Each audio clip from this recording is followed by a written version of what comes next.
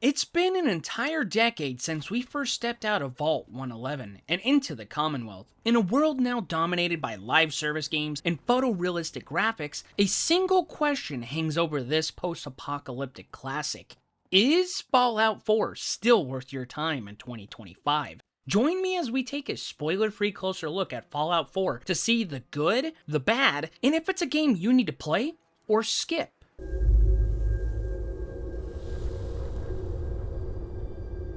The Commonwealth is a vast, irradiated, post-apocalyptic region largely encompassing the pre-war territory of Massachusetts and New England, with the ruins of Boston at its heart, being packed with over 300 places of interest, like the famous Boston Red Sox Stadium, Fenway Park, acting as Diamond City. A barren, glowing, radioactive wasteland with destroyed reactors and barren soil with the highest radiation zones in the game being found in the glowing sea. The neon-lit anarchic district of chem dealers and traders in ruined urban alleys making good neighbor. There will be several places to explore with unique characters for you to bump into, presenting you with various stories to unfold, from bringing a comic book hero to life to fight crime, helping a group of robots free their ship from rooftop ruins, helping an awkward radio DJ find his groove again, and so much more. But what is the main driving story in this Fallout? This game is the first for the series to begin with the pre-apocalyptic state of the world. Fallout 4's story follows you as the sole survivor, a pre-war vault dweller from the suburbs of Boston, who enters Vault 111 with their family on October 23rd, 2077, the day nuclear bombs devastated the world. Cryogenically frozen, you awake over 200 years later in 2287 to a ravaged Commonwealth, driven by a desperate personal quest to find your abducted child amid factional conflicts, mutants, and raiders. The story portion of my playthrough took me about 20 to 25 hours to beat, where it could be done much sooner, I'm sure. I'm a man of my word, no major story spoilers, but I'll also not sugarcoat things for you either. From my other Fallout experiences, from playing Fallout 3 and New Vegas, I will say I found this to be the weakest link of the series if we are solely going off of the story. The way this story is laid out, it restricts the freedom and results of your actions that the series is so famous for, on how typically the factions will play a vital role, and you'll be given closure at the end of beating the story, with that satisfying voiceover and picture montage showing how your choices impacted the world. This doesn't do any of that. And I was really bummed out to see that missing. Even though I feel like Bethesda missed some marks that make the Fallout series enjoyable with this story, doesn't necessarily mean this game is a waste. There are some things Bethesda manages to do with Fallout 4 that still add to the experience and set it apart from its predecessors. We've established the world of the Commonwealth, now let us examine some of the innovations and additions unique to Fallout 4 that were absent in earlier games. Number 1.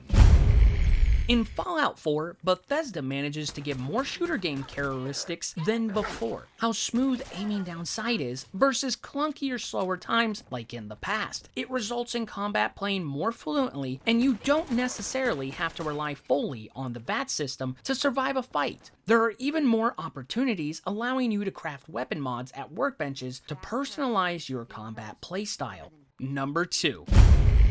In the past, when you'd pick up junk in the other games, it would be practically useless, while this time around, it can be vital to make room for it in your inventory, tying it to the next and my personal favorite new addition to the series, number 3.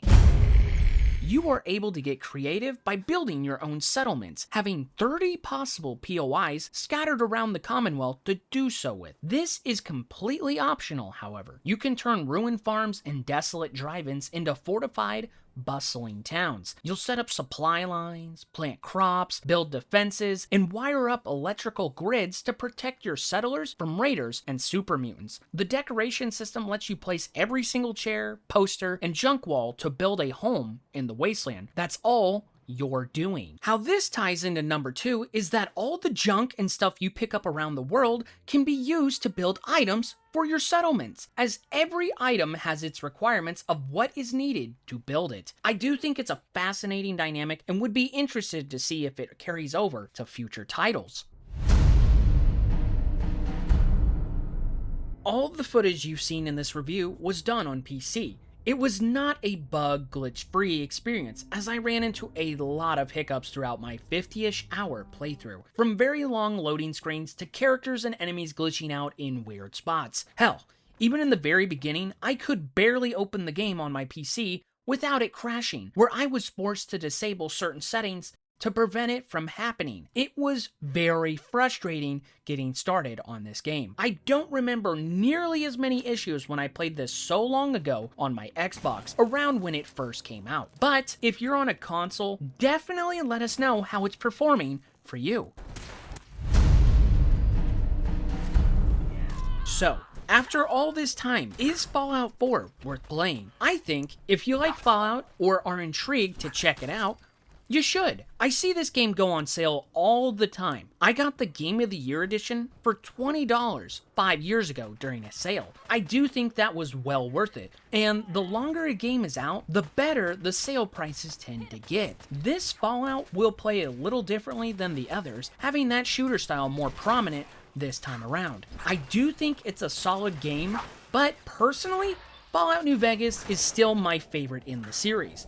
Which, if you're curious, I'll put that spoiler-free review at the end of this video. In the world of Fallout, Bethesda has confirmed there will be a Fallout 5, which I think is great to hear. But I wouldn't realistically expect to see that for 3 to 5 years, maybe even longer. I guess time will tell. But that's just my take. I'd love to hear yours. If you found this review helpful, consider subscribing for more deep dives into the best worlds in gaming. Thanks for watching, and most importantly, remember to take care of yourself. Have a great day, and I'll catch you in the next video. Dad says not to talk to strangers. You there! You need a genuine, authentic, custom-made hickory swatter. What's a swatter? Rookie, eh? A swatter, my friend, is a Diamond City tradition. See, it used to be that this whole place was a stadium, and 2 teams would meet and play a game called baseball. One team would beat the other team to death with these things called baseball bats, and the best bats were called swatters. True fact. Look, dumbass, that's not how baseball was played. That right, Mr. Smarty Pants? Yeah, if you're such an expert, how do you think it was played? There were balls, strikes, 3 bases, and home runs. You kept score by how many runners made it to home plate. I like my version better.